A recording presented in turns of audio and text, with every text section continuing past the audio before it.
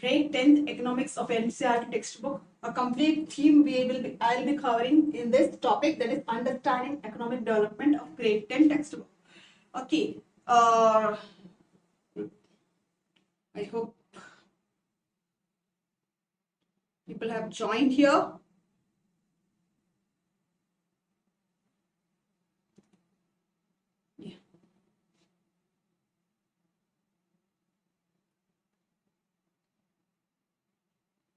Okay. Okay, let us start our session here. Understanding economic development. In grade 10th, this topic regarding the economic concept, we will learn different themes like development sectors of Indian economy, and we learn about money and credit, and also regarding the globalization. So today in our economics topics, we will be covering a short glimpse on this 4 topics. That is, let's do not waste any time. Let's start our session. That is, our topics are like development sectors of Indian economy, money and credit, and globalization. So let us begin with development. Development is nothing but it's a progress or a growth of a particular individual, or even a state or a family, or even for country. Okay, so let us see what is this development. In what way we measure the development of any individual or any state or a country. So meaning of development is different. You have a question here. Meaning of development is differ for different people, alien people, same people, none of these. Which one of the following is the right answer? What do you expect? What do you understand the word development? Can you guess which one is that? It's related to what? Its development is different for different people. Different people have different development achievements. Okay, let us see now what is this development. So in the part of this concept, we learn about development.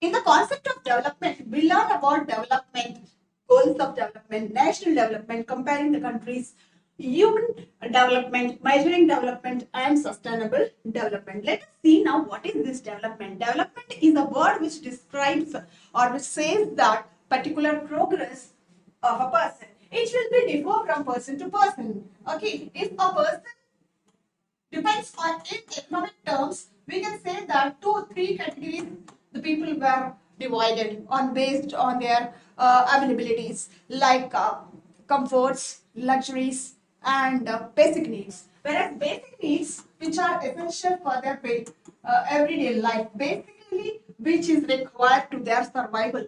Okay, whereas it's called as basic needs. And whereas comforts in the sense where you find the people to live a comfortable life, we require some comfortable things. Like if you take example like basic needs comes food, clothing, shelter, and present economic status like education is also a basic need now. Okay, and comforts comes like whatever the required things like benches, chairs, and all the things which for our comfortable zone we require the comfortable things.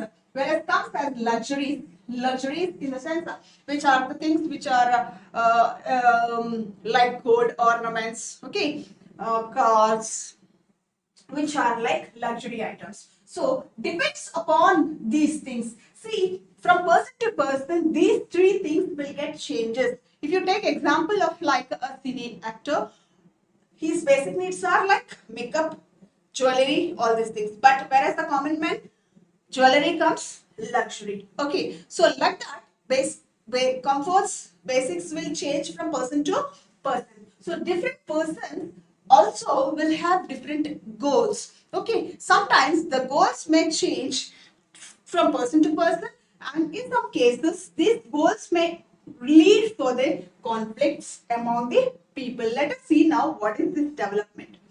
See, different people can have different development goals. One might be a development for some, it might be a not a development. I will tell you an example here. How, suppose government try to construct a dam. So as a part of a government, a construction of a dam is a development of a particular state or the people of that particular state, or it's a, for the country also.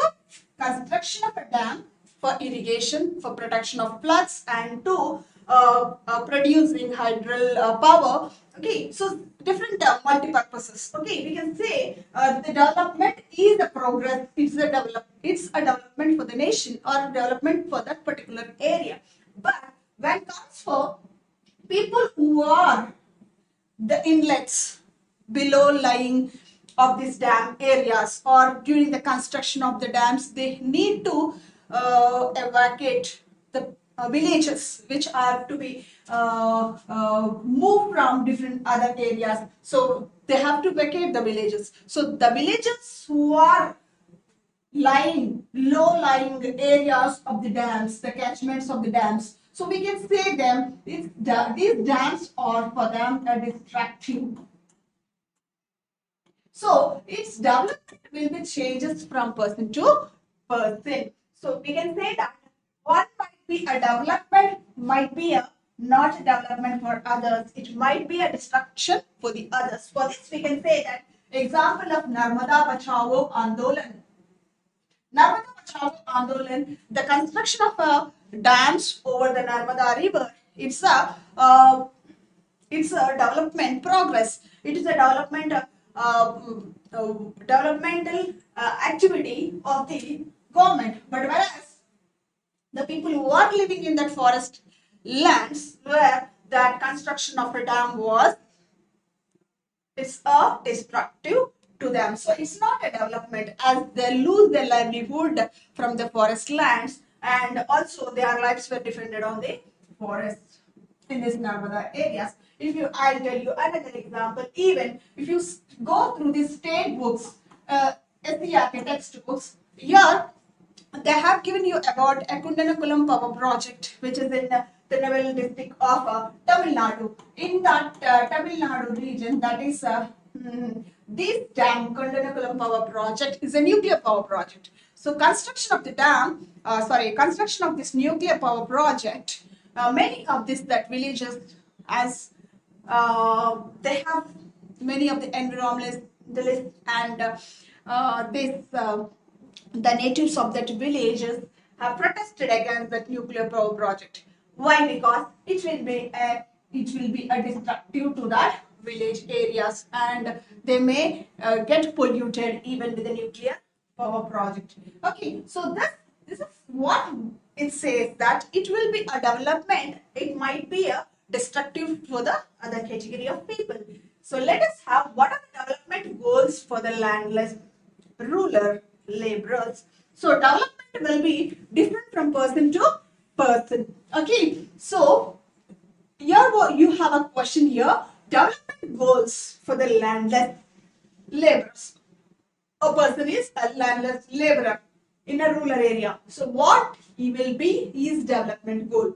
More days of work and better wages, requirement of land for the self-tilling, more hours for working, or self-reliance. Which one will be the right option? Can you tell me which one will be the development goal for landless rural laborers? The answer is more days of work and better wages. We see that development is differ for different people, have different aspirations and different goals. So here, if you take example of a farmer, here about laborers we have discussed here. So if it is a large farmer, what will be his development goal? His development goal will be he should get a good yield and he should get a cheap labor. Okay, his ideas are like he should get good profits to his yield and he expect his children should get educated in the abroad countries. So like that, development goals for the large farmer or rich farmer, you can say. Okay, like if you take another example, like development goal for the rural urban laborer. If you take urban laborer, what will be his goal? He to expect good work in the city and he will expect better wages even. Okay, so and his expectations also says that he can have a good commodities with a lesser prices even. Okay, if you take example of farmer who depends on rains, what will be his expectations? What will be his goals? He expects good rains, good monsoon season, okay, or he expects good irrigation projects, government providing irrigation facilities, free of irrigation facilities like that. That's development goals or aspirations will be changed from person to person. And if you take unemployed youth, unemployed youth, if the question comes unemployed youth, a person is unemployed, he expects good employment with good salary. Okay, he expects a good livelihood in the cities. Okay, so this will be his goals. A boy from a rich family, what he expects? What will be his development goal? A rich family. To study at abroad or to get good job opportunities in India, even in multinational companies to acquire job. So like that, different task development goals will be rich. If it is a boy from a poor family or landless farmer's son, what is expectations? He expects good education, okay, and he thinks that to purchase a land to his father, like that goals will be changed from person to person. You should understand which for what the question is asked for, either a landless rural laborer or urban laborer or even a rich boy from a well-off family. Like that depends from. So read the question carefully and pick the right option. Okay, let's comes for the national development. So development will be different person could have different goals as well as it leads for the conflict. Also, we have discussed here. It may raise like if you are taking the example of like Narmada Bachao Andolan or regarding the Kundanakulam power project, it lead for a conflict notion between the individuals as well as the country. Okay, so in this process, the national development, a heavy industries they were set up to look after. So, or we can say that it's all round development of the nation. So, like in such cases, we were improving education, health, and national income. We need to improvise. To nation has to development. We need to focus on these three things most of the areas. Okay, the first most is national income, that is per individual income. How can you compare the countries? So let us see now. And one more thing point to be noted here, children. Yeah, national income. There is also we see the people are basically check on based on income. Based on we consider the people or families or a group of people whether they are rich or poor by the based on income levels. Okay, income as a criteria. We take income as a criteria mostly. So other than income, there are few other categories even other than income. We need to see when you seek a job. When you seek a job, we require we see not only income, the other credentials, even like self-respect, we see, and equal treatment, we see, and we even seek security. Okay, so these things other than income, equal treatment. So you need to be noted this, that other than income, there are the criteria we look after, that is equal treatment, security, self-respect,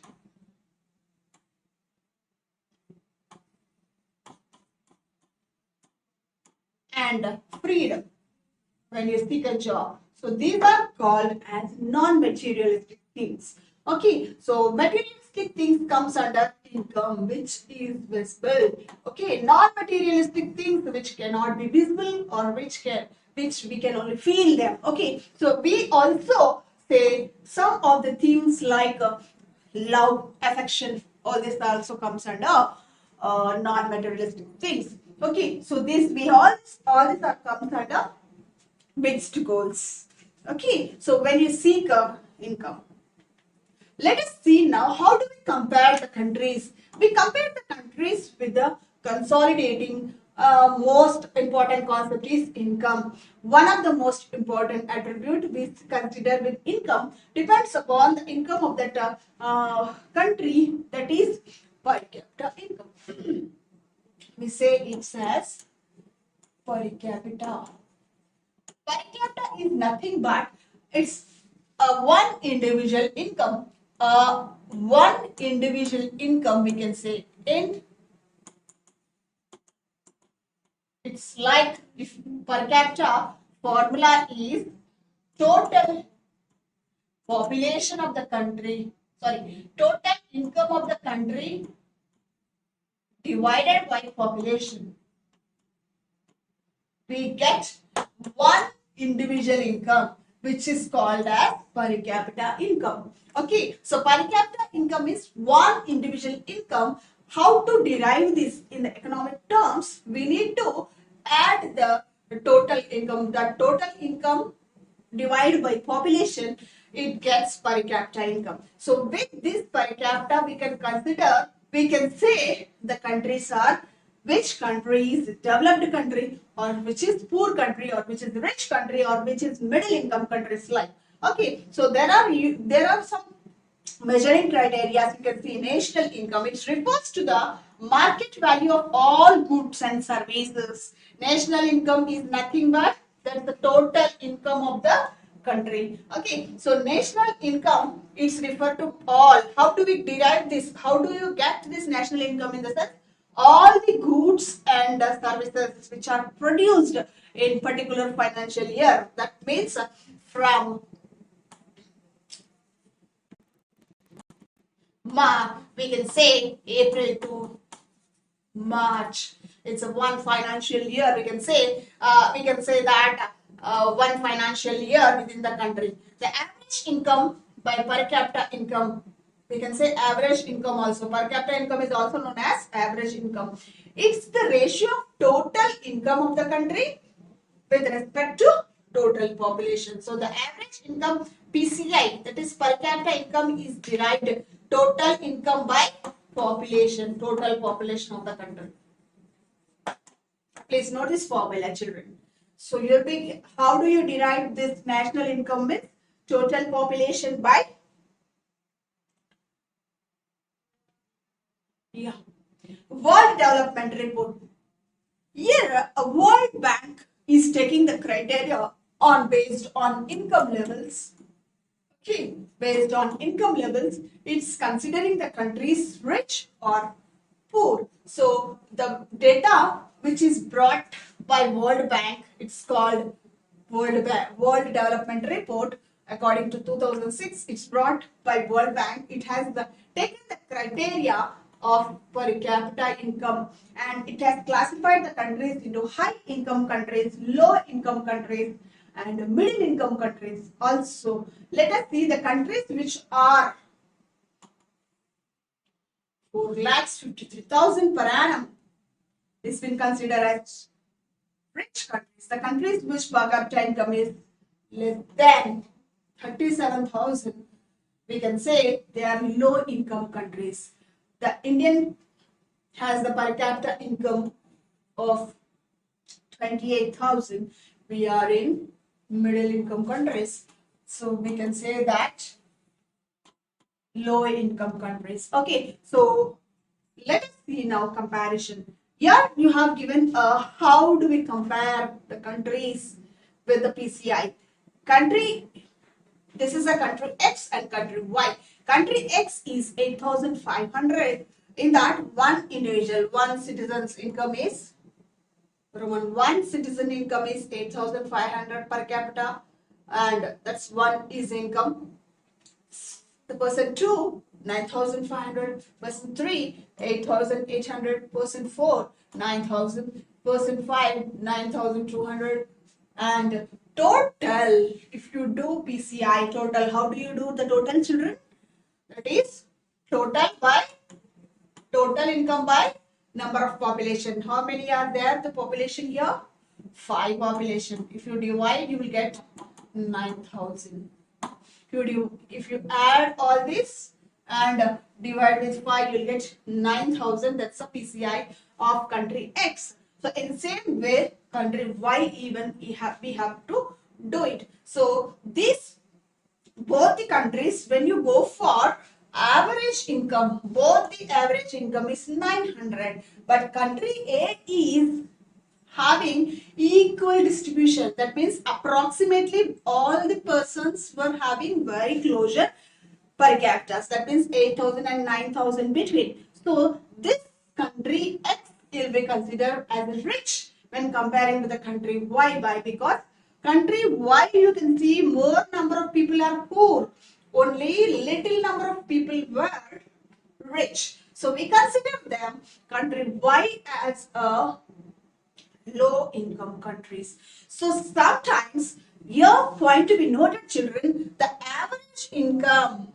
Why do I tell this table here? Means average income sometimes misguides, or sometimes it will not show the real data of that particular people. Okay, we can say that it does not tell how the income is distributed among the people. It's hiding the status of the people. So for these areas, we see that UNDP, United National Development Progress, it has been deriving the countries on based on HDI, Human Development Index. It is preparing a report, HDI. Let us see now UNDP what it is taking criteria, income and other human developments. So HDRI, by which is published by UNDP, that is United Progress Development. Okay. United Nation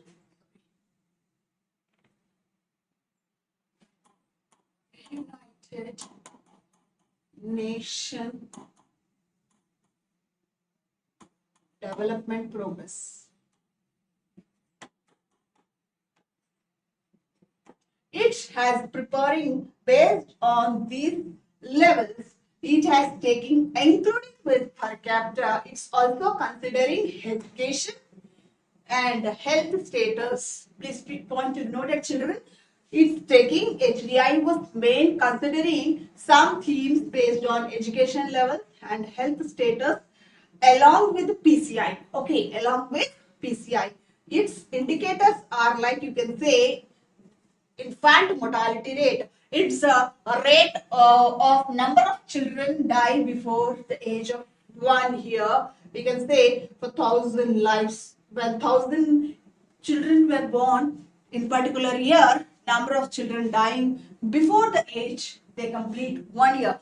Okay, we can say that infant mortality rate, literacy rate. Literacy rate in the sense number of the proportion of people of literate population who is above 7 and above are considered as literates, who can write minimum read and write. Net attendance rates, number of children age group of 6 to 10 who are attending to the school, we can say that net attendance rate. Please point to be notes, children. Sex ratio, number of females per 1,000 males, we can consider them as a sex ratio. So all these things were being taken under the consideration by HDI, and they prepare a country's ranking. So this life expectancy also one of the criteria which is taken by HDI.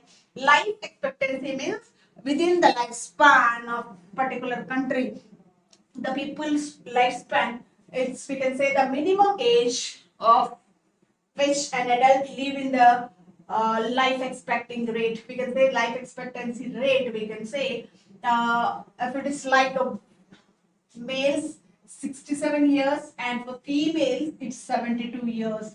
As per the 2011 census, we can say life expectancy is that. That means males are surviving till 67 years and females were surviving till 72 years. We can say life expectancy of overall, if you take 68 years. Okay, as per 2014 data, per capita income is calculated on based on dollar even when comparing to the nations. Why do you see in Kerala low infant mortality rate? How can you see in Kerala there is a low infant mortality rate? Option 1, adequate provinces for basic health and education facilities, suitable climate, pollution-free environment, good water. Which one will be the right option, children? The option A, adequate provinces of health and education facilities in. Next, see the comparison of the neighboring countries. Even if you take the PCI as per the US dollars, we can say Norway, China, Sri Lanka, India, and Pakistan. You see Pakistan with the low income when you see by PCI, per capita income. Whereas India per capita, you can see here. Whereas see for the life expectancy, more life expecting lifespan of a people is good in Norway. Whereas the literate 91% literacy rate you can see in China and Sri Lanka, whereas in India you see 61%. 61% of life literacy rate you can find here. Ratio of level of in Norway enrollment of we can see China 73, whereas Norway stands in HDI rank first place. Okay, and whereas India 260 at present it is 130 rank. It's India stands 130 rank in development HDI ranking out of 188 countries, children. Please correct this. You can find here attendance rate, see, life expectancy in countries South Africa, Russia, India. India only 69.2 life expectancy you can find here. Japan 82 point.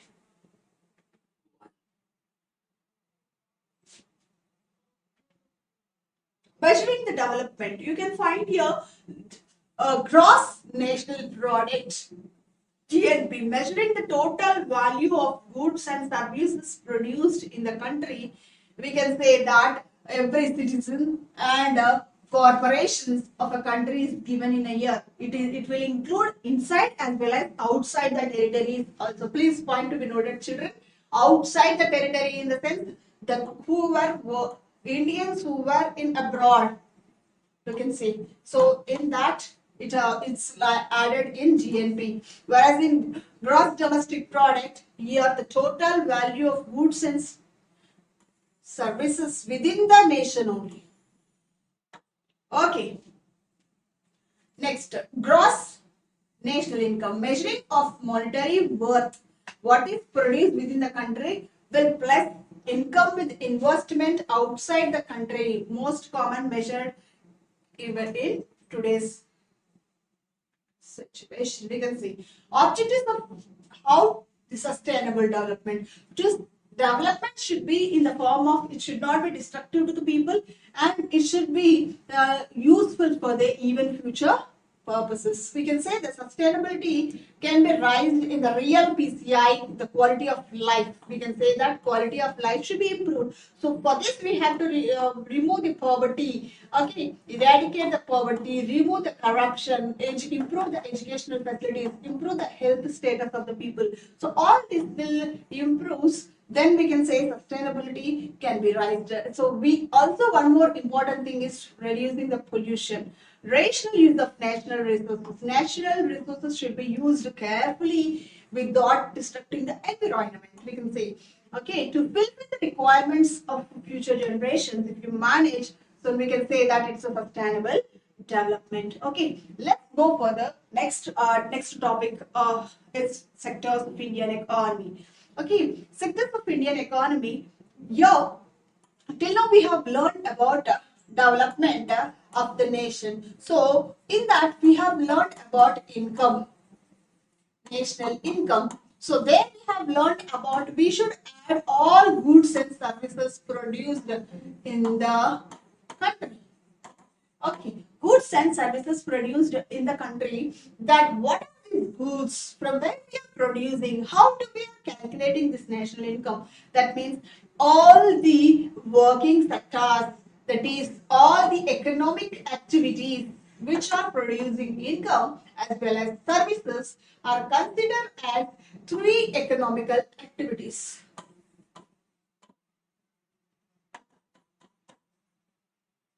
Okay, we consider them as the three economic activities. Let us see now what are these three activities. Those activities, here you have a question, children. Those activities by themselves do not produce a good, but they are an aid or a support for the production process, are called dash. A, primary, B, private, C, individual, D, tertiary. The answer is tertiary sector. So what are this? What is this tertiary sector? You have the Indian economy was classified under three sectors. We can say which are being depend on the type of they've performed, the type of their activities were performed. On based on that, we divided into three categories. First one is primary, second one is tertiary, and third one is second one is secondary, and the third one is tertiary. The primary sector, which is the support of nature.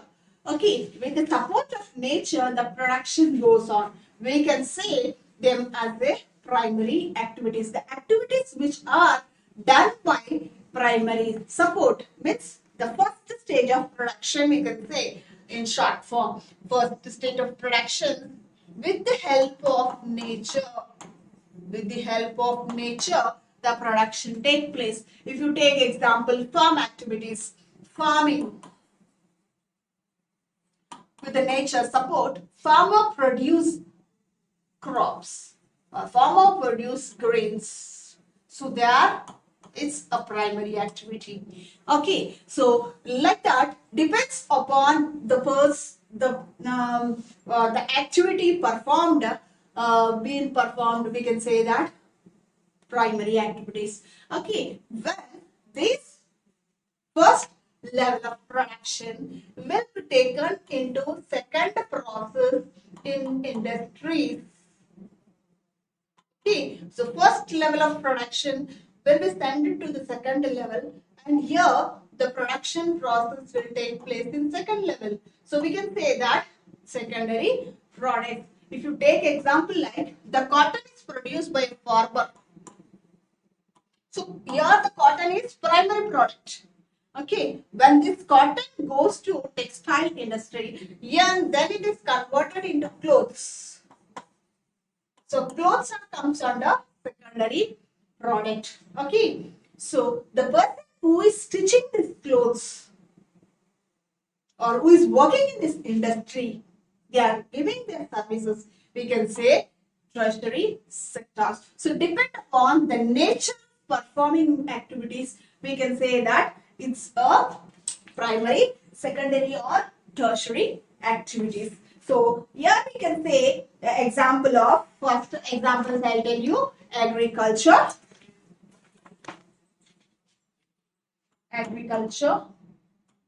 fishing,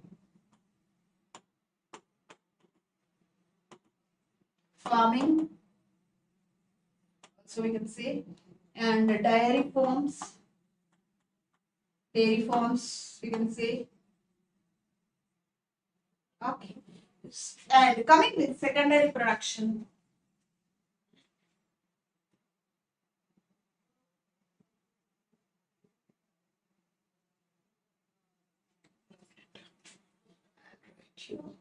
Primary example is farming, dairy farm, fishing. Okay. Coming with secondary production. Secondary levels of production, we can tell example like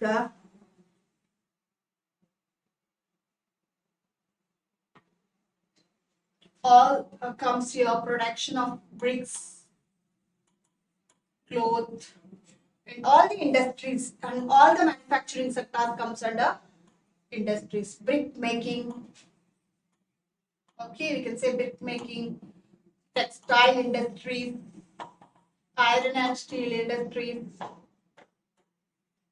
We can also say mining also comes under primary only. Okay, iron and steel industries. Next, tertiary sector. The person here, they are not producing, as in this question, you can say those activities by themselves do not produce goods. They do not producing the goods. They are giving aid or support in the production process. So we can say tertiary, or if you can see, say here, the bank employees, financiers, okay, all courier boys, postman, teachers, doctors, lawyers, those who are conductors. So all the persons who are supporting, or you can take transport people who are supporting these two sectors functionings. So we can say them as the tertiary sectors. Primary activity taken directly by using natural resources. Example you can find here. Okay, fishing, mining. You can, if you want, you can take a screenshot even. It's called a primary sector. Why? Because it's from all based on other products we subsequently are made. Since most of the natural products we get are from agriculture, dairy, forestry, fishing were called as agriculture or related sector. Next, you can see 5 primary activities: fishing, agriculture, this forest, wood, and secondary sector, where it is been natural products were changed into other forms in through the process called manufacturing. You can see brick kilns here. The people were producing clothes here. Example, they have given you a cotton fiber from a plant will be spun into yarn and waved into a clothes. Or example, if you take a sugar cane is a raw material and used to make a sugar or a good. You can converting of bricks. Also, you can take example of tertiary. Coming for tertiary sector. Tertiary sector is the activity that help in development of primary and secondary activities. We can say that goods were produced and they are giving aids or support in the production process. Example like transport. We can take storage capacity or the communication purpose. People were helping them. Telecallers like banking. All these activities were generating the services. They were providing the service. They were regenerating their works. Okay, the people who are under these sectors, all them called as tertiary sectors. Okay, let's see the task of measuring GDP. GDP, now all 3 sectors, goods and services, should be added, I told you, to get GDP of the nation. It's called gross domestic product. Okay, so how do we undertake? Who will be undertaken this GDP? Who will calculate this measurement of GDP? Central government, option B state government, option C provincial government, or all the above. Which one will be the right option? Option A, central government will make these calculations. So overall, the GDP is calculated all the goods and services in primary plus secondary plus services. So all together it will be calculated and we call it as a GDP. So in calculating GDP, suppose I will tell you, suppose a farmer is produced cotton. Okay, so when the cotton is directly sold in the market, so we call it as a final good. Okay, but when this cotton is sold to industries, then the cotton will be changed into with the manufacturing process and dyes and colors and all this. That cotton value will changes in with some other multiple cost, and we get a cloth value final one. Okay, so clothes were final ones. If you take example of sugar cane, even once the sugar cane is sold directly in the market for the consumers, so we can say that's as a final good. Or when the sugar cane is sold to the mills or sugarcane factory, we can say that will be intermediate good. Okay, when the raw material, when a good is being become a second level of production, when it's used as for the second level of production is the raw material, we can say that is an intermediate good. Intermediate goods. So please be point to be noted, children. When they are directly sold in the market, we call it as a final goods. When it is being in the second level of production, it is used as a raw material for the second level of production. We call them as an intermediate goods. So these intermediate goods will not be included in these goods and services. Okay, why? Because already its prices will be included in the final product. Okay, so if it is added here sugarcane price, again here final product, here sugarcane as a raw material, here in the final product, it's double added. So to avoid this confusions and to get a more number of time added, to avoid this, that means only final goods values will be considering in the calculation of GDP.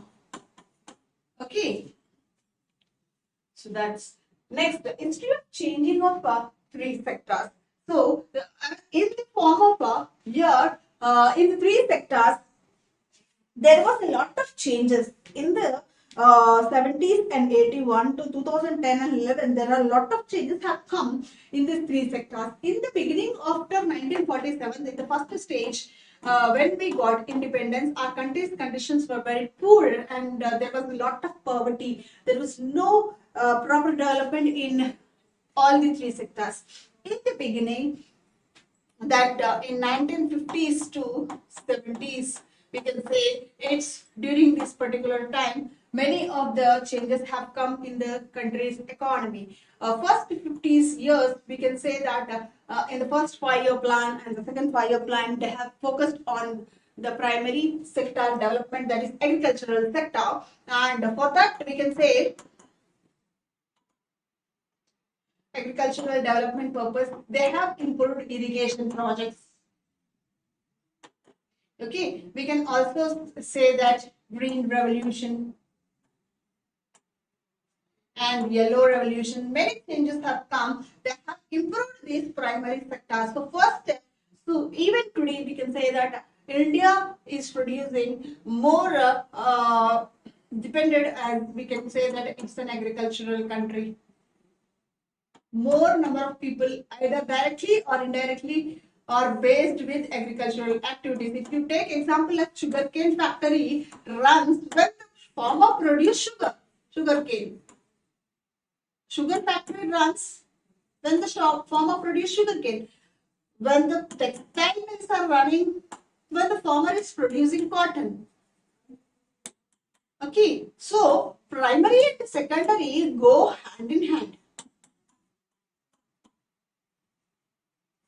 Okay, so we say that first stage. Then second stage we can see because of new methods of manufacturing, industrial sector, when during the industrial revolution in the country, industries have developed in 90s and 80s, 1980s and 1990s, more number of industries. Government has encouraged the people to manufacture industries, to set up the factories. They have given subsidies and loans to the people and encourage the secondary sector. So secondary sector has employed a more number of people in the second stage. We can say that more number of people have shifted from primary to secondary also. Next, in the past hundreds, we can find here in the third stage, there was service sector. Now we can find most of the people were employed in the service sectors, as there were number of communication, transportation, technology has improved and changed the status of the country. That is, in third stage, we can say most service sectors, today we find service sector is providing more employment in the country. So this is about 3 levels of history of 3 sectors. Rising the importance of tertiary sector, we can say over 30 years, from 73 to 2003, tertiary sector has increased most, and it's producing and replacing the primary sector. Okay, so we can find due to the rapid development of technology and globalization, we can say. Next, coming for NREGA, it's National Employment Guarantee Act. As per this act, in 2005, it was introduced by central government. According to this, the employment was provided to the people, and it was introduced in 200 districts all over the country, and it's providing 100 days of employment. The people who are during the agricultural seasons, okay, so they were becoming unemployed. So in such cases, especially in the rural areas, to provide employment during the unseason time, okay, so the people have to enroll their names in NREGA, okay, National Rural Employment Guarantee Act.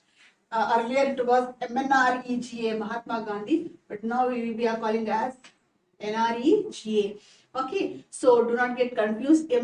MNREGA also, it's same. Okay, so according to this act, government is providing, when the people were enrolled, the government will provide 100 days of day work. Okay, government will provide them 100 days of work to the people, and those who are unemployed, and in case if it fails to provide employment, it provides allowances to them. Okay, so the work will be of type where further help to increase the production of lands also. You can find 100 days of employment in a year for each family within the 5 kilometers. Please be noted this point, within the 5 kilometers of their residence, within 50 days from the application. Next, working conditions. See, with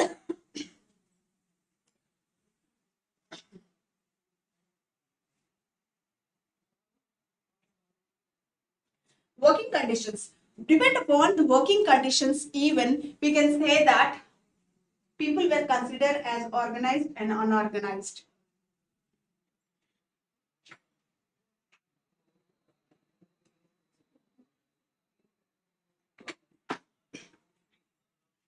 So working conditions, or based on working conditions, we can say organized and unorganized.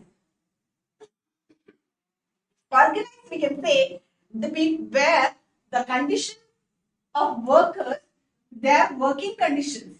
So in organized sectors, we find people were in providing all type of benefits like a PF, ESI, and security. Okay, all this will becomes in the organized sectors. They are well organized. Whereas unorganized sectors, there any type of facilities will not provided for the workers, especially we can say that like constructional sites, people who are working on constructional sites or street vendors, we can say that they do not have any type of privileges. Okay, they do not have any type of status of their. Thank you. So we can say that organized and unorganized sector. So depends upon that working conditions we will discuss in detail. On based on ownership also we can say public and private. Along with this also joint we can say joint sectors also, and along with that we can also say cooperatives even based on that. Okay, so we can say public based on public in the sense where it is owned by government, where they are run, the organizations which are run by government considered as the public sectors. Okay, the companies which are run by or the organizations which are run by the government were called as public sectors. Okay, whereas private sector means which are being owned by individuals. Okay, a group of individuals or an individual, we can say a private sector, like we can say Apple, Microsoft, and different companies, we can say private individuals. Okay, a group or one individual, we can say. And coming with, we can find here organized and unorganized sector. Here you can find people well developed. They were been facilitated with all types of, they were paid for their, even on Sundays, holidays were paid. Where they have given travel, they have given allowances, PF, ESI, like that, travel allowances. Job security will be there here. Whereas we can find here that this woman was producing clothes. Unorganized. Private sectors, these are organized by private individuals, and they do not have provide fixed employment. Their working hours also will be depend upon their own. Their main aim is to make profits, but whereas public sectors main aim is to give service to the people. You can find examples of like Birla Company and Reliance. You can find many companies over here. Next, public sector. They are organized by the government. You can find here public parks, bus stops, railway stations. Okay, these were not profit oriented. They were been running for the service oriented. Okay, we can facilities like workers fixed employment, fixed working hours. Their aim is to provide public welfare. Examples like Indian Railway, hospitals, parks, libraries, etc. Hospitals, please point to be noted. Hospitals, government hospitals. Yeah. So you can find here some of the public services by government here. Indian Railway, libraries, hospitals, and post office you can find over here in this picture. Let's go for the next topic, money and credit. Our third topic, money and credit. In this chapter, we learn about money and credit. How money, what is this? Before money, people do not, when the money was being, currency was introduced, in the olden days, people used to exchange the goods. Okay, they used to exchange the goods from person to person in before the coins were used. Okay, before the money was invented, people exchange services and goods instead of money. Okay, this system is called barter system. Essential features of barter. Due to using of this barter system, there was double coincidence of wants. Our wants are getting coincided by one another. See, if you take example, when both the parties trying to, if they have tried to agree or sell or buy their commodities, this is known as double coincidence of wants. Okay, when both the parties have to agree, they should agree to sell and buy each other. Okay, so this is called double coincidence of wants. When a person desires to sell it exactly what they wish to buy. So in barter system where goods are directly exchanged without the use of money, double coincidence of wants is an essential feature.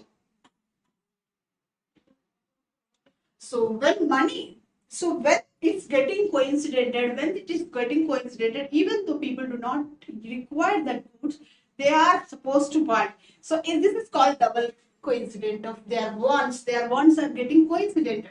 So in such cases, money was used as a medium of exchange.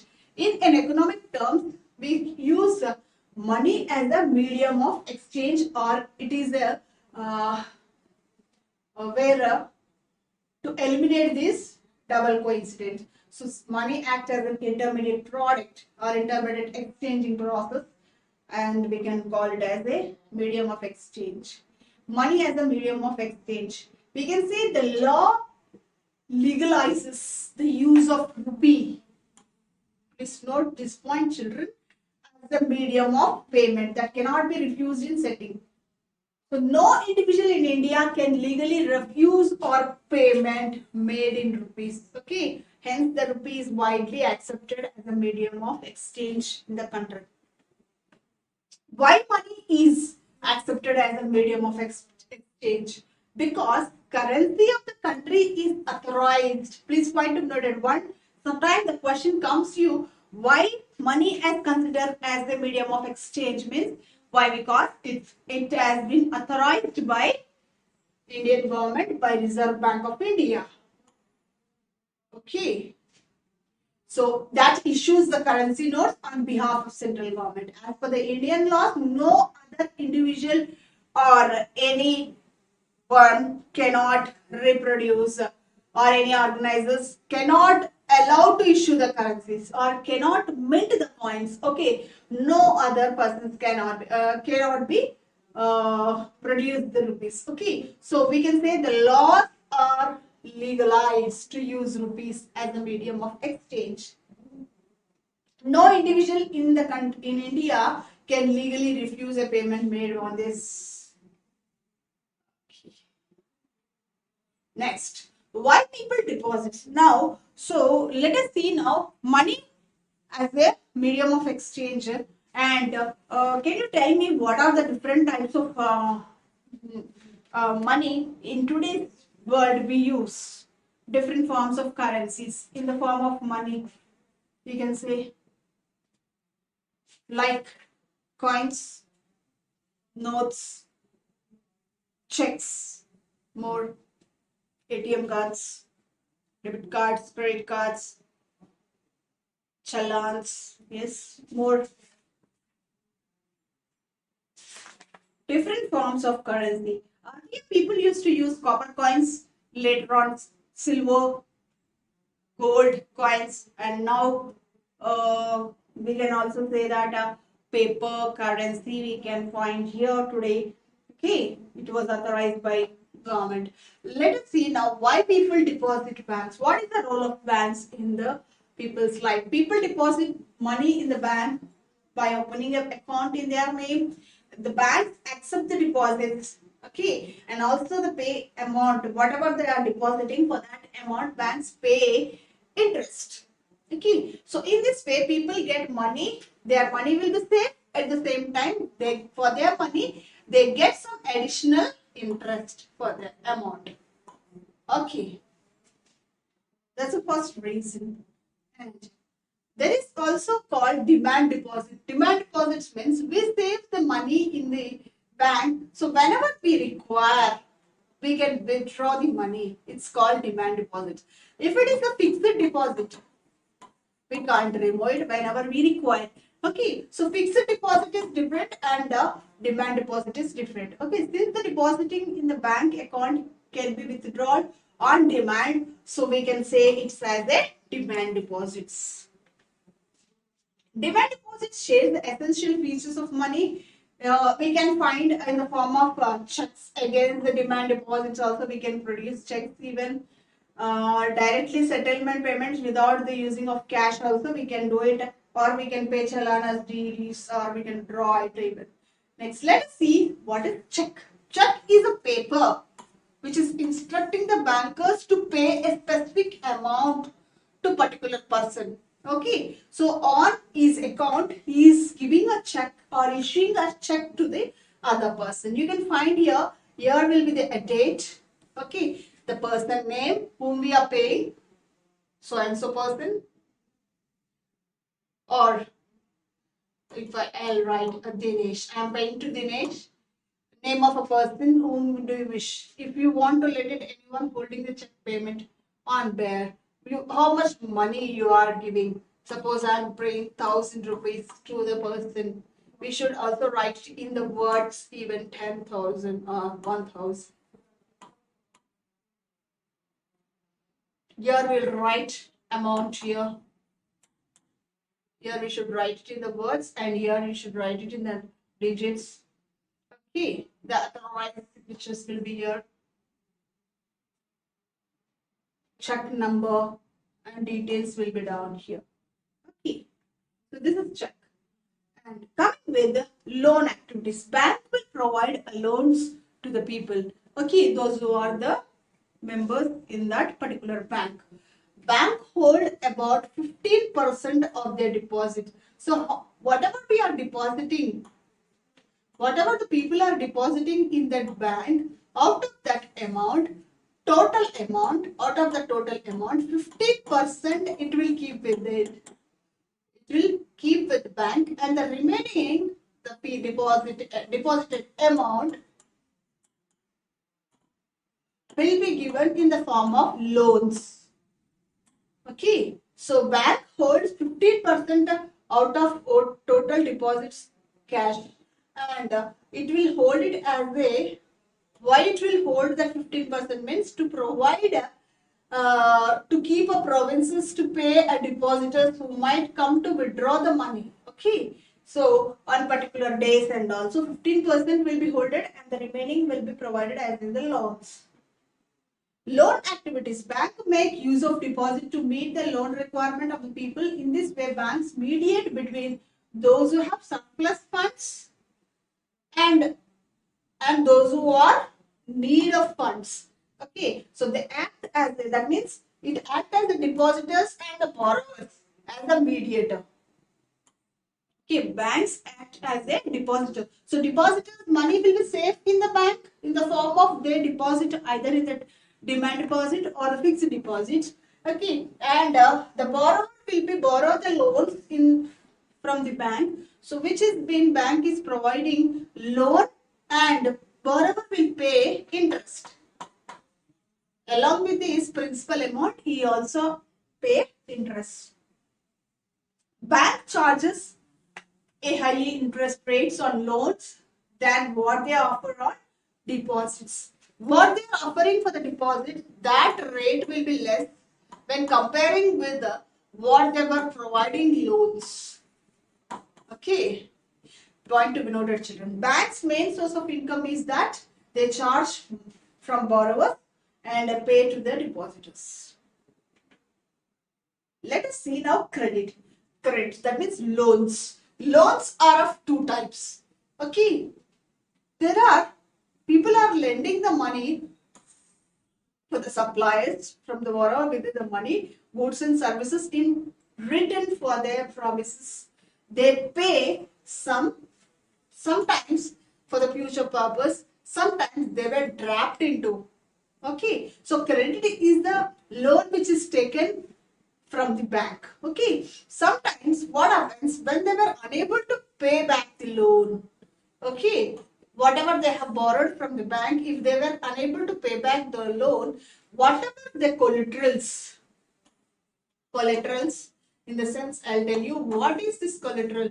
When you are proposing a loan, when you are taking a loan or a credit from the bank, bank will ask you a particular document as a collateral. Okay, we should keep as a document either a house documents or vehicle documents, or like land documents. Okay, so that as a collateral, or a jewelry even. Okay, so in case if they are unable to pay back the loan, that collateral product will be taken under the banks. Okay, so this is called debit trap.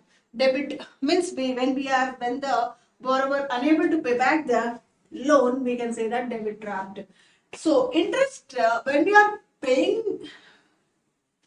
taking a credit, we have to follow certain terms. What are the terms here? Interest rate will be more, collateral documents are very important, and mode of payment also very important in terms of credit. That means whether you are able to pay in 2 months or 6 months, or whether you are paying 1 year, 2 years, 5 years, like that, terms will be. And collateral is an asset the borrower, like you can take example of land, building, vehicle, livestock deposited within the bank before taking a loan as a guarantee. Next, loan from cooperatives. Cooperatives also provide some loans. Okay, so beside banks, there are cheap credits were provided, especially in the rural areas, through the cooperative societies. Okay, to protect the interest of weaker sections in the country, okay, these cooperative societies are formed voluntary associations. Their motto is that to give welfare for the members within it. Okay, so the members in the cooperative will pool the resources, and within the members they take the amount whenever they require. So within them they perform these activities. Especially cooperatives we find mostly in farmers, weavers and industrial workers, we find these cooperative societies. Features of cooperative societies. There are different features in the cooperative sectors. Okay, we can find here there are limits. Liability in limits. There are limit. Amount is contributed by the members as a capital. Whatever they are contributing for every month, they will contribute some amount. So that amount will be as a collateral. Okay. The cooperative societies work on the principle of mutual help to one another. Please note this point, children. And the principle of service dominant is working here. Okay. So if any surplus is generated, it will be distributed among the people. Next. Sectors of credit in India. We find that loans are of two types, formal and informal. Formal sectors, there the loans have been provided formal method through banks and cooperatives, where informal money is like money lenders, borrowing from a friend, borrowing from relatives. We can say that borrowing from the employees, it's called as informal method. Difference between formal and informal we can find here. Formal has the formalities, rules and regulations will be there, and they are functioned as per the RBI rules. But generally it charges low interest. But whereas the main motto of the formal is social and welfare. Example, banks and cooperatives. But whereas informal sectors, we find that outside the control of government. It's not under control of government. It charges or supervises the credit activities. Okay, high rate of interest also we can say that their motto is profit making. You can take examples here. Next, self-help groups. Self-help groups is one of the important program which is run all over the country. In recent year, people were tied up a newer way of getting a loans to the poor people, even in the rural and urban areas. SHG groups are mostly, especially for women, particularly women who are been forming into groups, like 10 to 15 members were formed into groups, and even like 20 also. Okay, so they are formed into groups and they deposit like 10 members to 15 members to 20 members. They form into group and pay every month to the bank. They open an account in the bank and they pay every month a particular amount, suppose 100 or 200 like that, to the bank, and that bank will keep it as a collateral. This keeping as it as a using as a collateral, and it provides loans, okay, with less interest. So 25 to 1 rupee, 25 pies to 1 rupee. Okay, we can say this cheap, less. Typically, SHG of 20 to 50 members, usually belonging to the neighborhoods, and you can find here 25 rupees to 100 rupees, depend upon their capabilities. Group capabilities. Every month they deposit. The members can take a small loan from the group itself and meet their needs. Group charges its interest by itself, and self-help groups, after a year or two, they will provide, bank will provide, keep it as savings uh, as eligibilities for the loans, and it sanctions some loan on their group name, and that group uh, builds some blocks to organize these rulers and all. Okay, not only does it help the women to become the financial self-reliant, it also regularly meet the groups to a platform to discuss and act on various social issues, even such as health, nutrition, and domestic violence even. Next, let's go for the next topic, globalization. A part of globalization, we can say that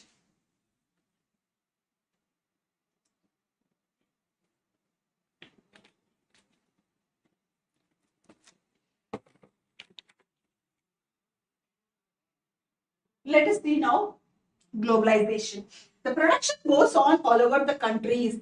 Here, let us see now. We can find the different things like in mid 20th century production in different countries going on all over the world. The production is going on all over the world. It's not produced in one country. Okay, let us see. Raw materials come from one area, foodstuffs, finished products across the countries, not in single country. So trade was the main channel connecting different countries. So this is called globalization. Let us see now what is this term globalization. In that, most important term is MNC, multinational corporations. Okay, please note this. Multinational corporations, they are the companies which are owned by, and they are producing their production in different countries, not in single country. The production is not in their own country, and also the production is being done in different countries. The companies which are multination, not in single nation, multination, many nations. The companies which have the companies in different countries, in many countries, we can say that multinational companies. Let's see now what are these MNCs. Which are these MNCs? You can find here different companies, MNC companies, not only in India, all over the world, different types of MNCs. In this image, you can find here. Spreading of MNC. MNC is a company that own or control production in more than one nation. We call it as multinational companies, which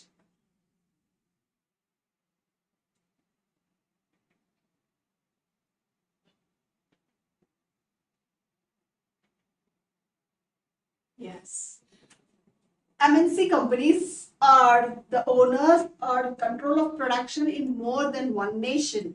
Okay, they are not producing in one nation. If you take example like the production is MNC companies were not a production is not going in one country. It's taking in different countries. Okay, all over the world nations, the production is going on. Designed in USA, manufactured in China, assembled in Mexico and East Europe, and finally it was customized in India.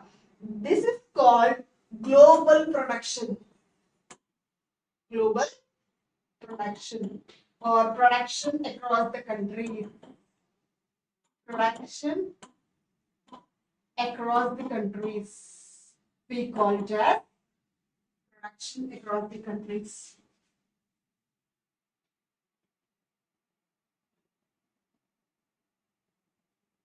Interlinking the production across the countries. How it is interlinked, the production across the countries. You can see here, the production was not done in single nation. You can find here the first production is USA, and it was sent to China here for the assembling, and then it was sent to East Europe countries. Okay, then finally it was assembled here. Okay, so it was customized in India. So in this map you can find here how it is the production was interlinked. Okay, if these arrow marks were indicating here, the production was going on in all over the world. The way of interlinking production across the nations, we find here MNCs directly set up their production. Okay, MNCs set up the production jointly with some other local companies. These were the most common route of MNCs investment is to buy up the local companies.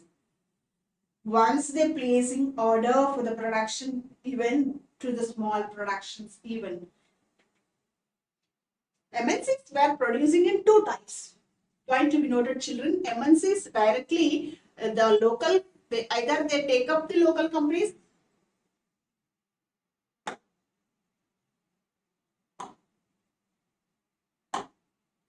Okay, MNCs either they can go in two routes. One, they invest in or investment in buying the local companies.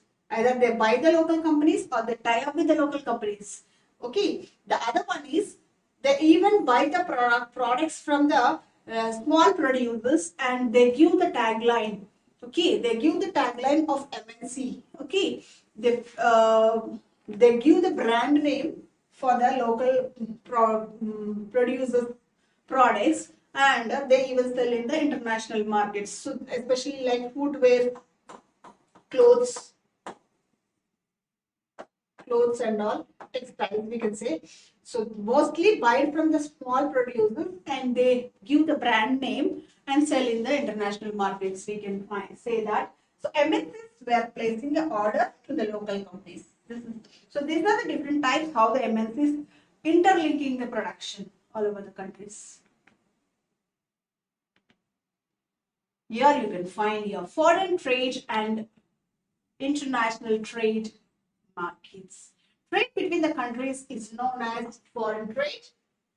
It creates an opportunity to produce to reach beyond the domestic market. It expands the choices to the people.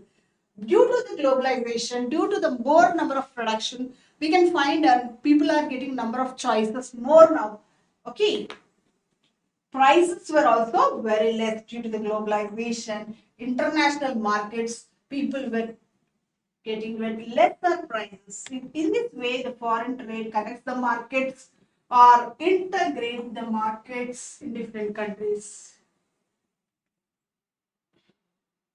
What is globalization? It's a process of rapid integration between the countries. MNCs are playing a major role in the globalization. Here you can see the image here from World West Talk 2 how the international market is connected, enabling the globalization. The globe has become a global production here. People were connected to, due to the technology, there has been rapid development, which is a main factor of globalization. Technology was the most rapid development in technology. We can find globalization was faster. We find here due to the technology improvement, we can market. See, if you take online shopping example, we can buy the product which are produced in abroad even. It's a globalization. Computer and internet. entered in almost in all the fields, and sharing the information among the people, and sending the instant mails to all over the world through voice mails across the world, and made legible of cost even. Yes. Factors enabling the globalization. The first thing is liberalization of foreign trade and investment, you can say. Liberalization was the main concept here. It is what is called a liberalization. Earlier, in 1991, in India, in India, we used to have trade barriers. We were not allowed any outsiders, as we have experienced the British colonial rule. We have restrictions over trade, but after 1991, during the privatization, liberalization, and globalization, we'll learn in the next slide. I'll show you. After that, we have changed the concept of liberalization. WTO, World Trade Organization, has removed the trade barriers among the nations. Okay, it's the process of removing the trade barriers or restrictions which has been set by the governments. So that the companies can buy and sell the product without any restrictions. Some of the restrictions on foreign goods like tax and imports, governments can use the trade barriers to increase the degrees. We can say that. So example like traffic quotas are the traffic barriers. Let's see for LPG, liberalization, privatization, globalization. So according to this, we can say that liberalization means removing in 1991, okay, during the Previ Narasimha Rao rule, we can say that he has brought the privatization. Okay, he has increased the people. He have increased the companies to establish the companies. He has provided the loans to the people to establish the factories. Okay, and encourage the private companies. Okay, liberalization, we have removed the trade barriers, and we have welcomed the many foreign companies to come and invest in the countries. What do you see today? Make in India program like Modika, globalization, global wide the production, and you can find here. WTO was a major role which is played by in the countries, in 149 countries where the members in this WTO, as per the 2006 data, it was allowed to free trade, and it is seen that the development of countries are unfairly retaining the trade barriers. To avoid this, the WTO was being formed. Okay, countries which are been posing the trade barriers, not allowing the companies to sell the product. Okay, so imports taxes like that. You can find that WTO has established impact of globalization. Let us see now what is this globe. It's all the advantages we have seen now. Let us see what are the impacts of globalization. There is also merits and demerits in the globalization. Okay, let us see now merits and demerits. Merits and demerits in the globalization. According to the globalization, merits are like we are getting the cheap labor, okay, and we are getting easy low cost products.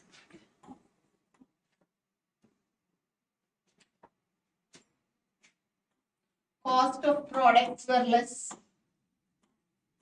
more number of choices of goods we are able to purchase. Internationally, we can trade.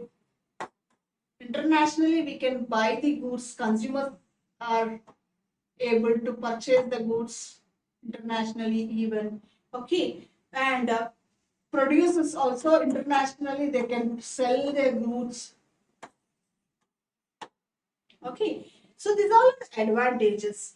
Impact of globalization in part of areas. Impact also we find here. MRCs were set up. Firstly, the top MNCs, if you take examples like in India, they produce the companies, they tie up with the companies and they produce it. Okay, in such cases, what happens? The local companies were unable to survive, okay, unable to survive or compete with the MNCs, unable to compete with the MNCs. In such cases, local companies are becoming the pride to the MNCs. Okay, we can say that to at these areas, and even we can say that local companies were unable to survive their conditions. So for this globally fair globalization, we can say that fair globalization. So government has introduced a Development Act.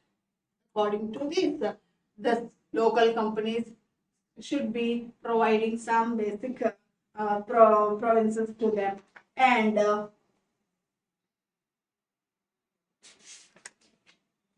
struggling for the fair globalization. Here in this areas, the question is that how to make a fair globalization, creating an opportunity to all the people in equal areas. We can say that. So in that area, WTO has made a fair rules. We can say that fair rules.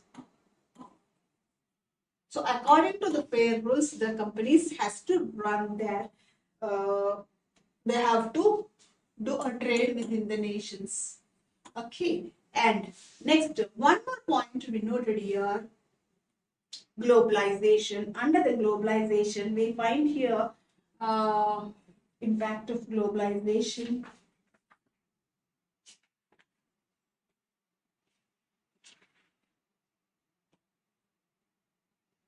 MNCs companies, MNCs, Indian MNCs and foreign MNCs. Indian MNCs points, please know this children. Indian MNC companies ran back medicines, Infosys, Asian Paints,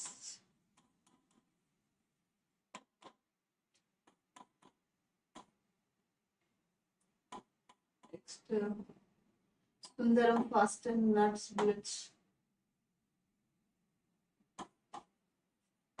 Nuts and Bullets. Okay, so these are the Indian MNCs which have companies in different areas, and IT was playing a major role here. What to be noted here, and SEZs.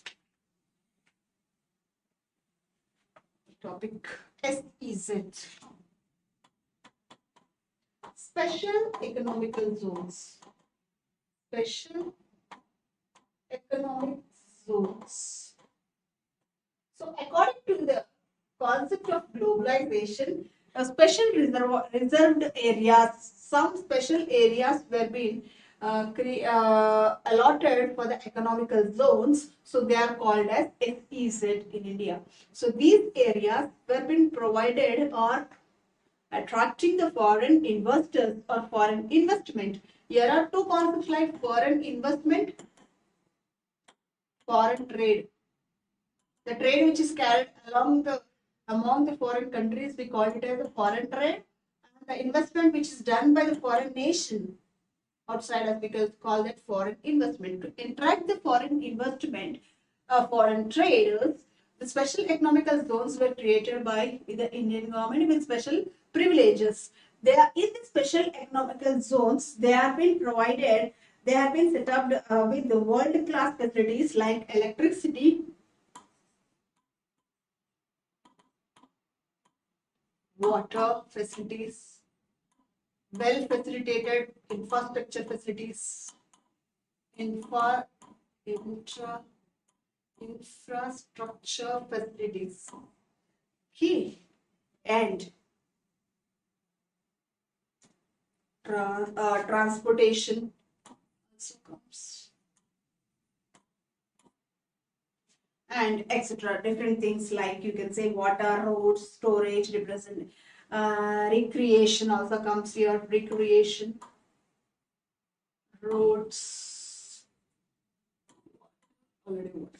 Okay, so all these are given a special privileges under the special economical zones, and to invest, to attract the foreign investment to the country, these are called special economical zones.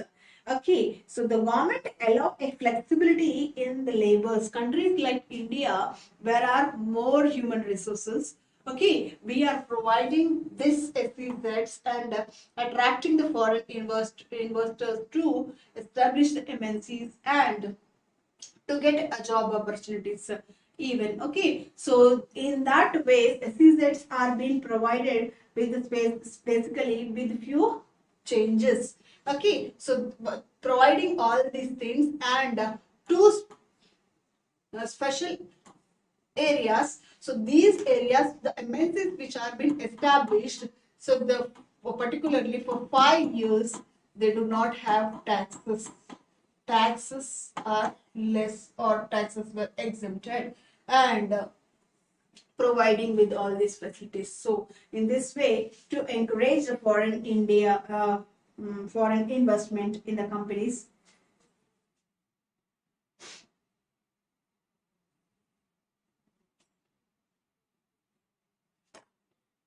Okay, so by this, this is our session today.